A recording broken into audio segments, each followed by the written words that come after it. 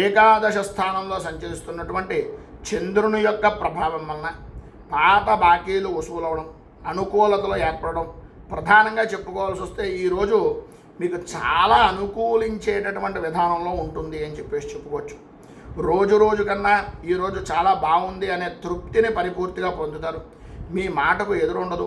ప్రతి విషయంలోనూ మీకు అనుకూలంగానే ఉంటుంది.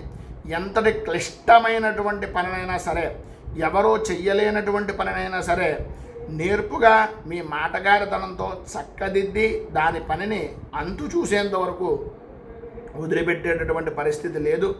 అభివృద్ధి చెందుతారు. వృత్తి వ్యాపారాల యందు ధనాదాయం విశేషమైనటువంటి విధానంలో ఉంటుంది. ఆరోగ్యం కొడుతుంది. అలాగే లాభదాయకమైనటువంటి స్థితి ఉంటుంది.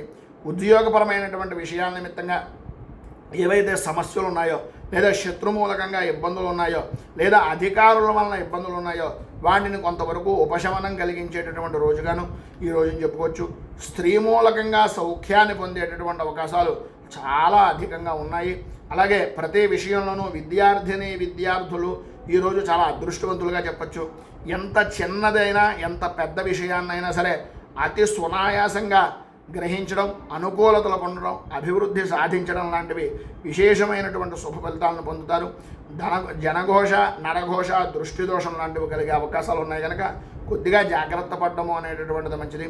ఈరోజు శ్రీ యంత్రోద్ధారక హనుమత్ స్తోత్రాన్ని పారాయణ చేయడం, అలాగే విశేషమైనటువంటి విధంగా ఆంజనేయ దేవాలయంలో సింధూరార్చన కానీ, లేకపోయినట్లయితే ఈ తమలపాకులతో అర్చన, 4 అరటిపండ్లు నివేదన చేయడం వలన ఇంకా విశేషమైన శుభ ఫలితాలను మీరు పొందుతారు అని తెలియజేస్తూ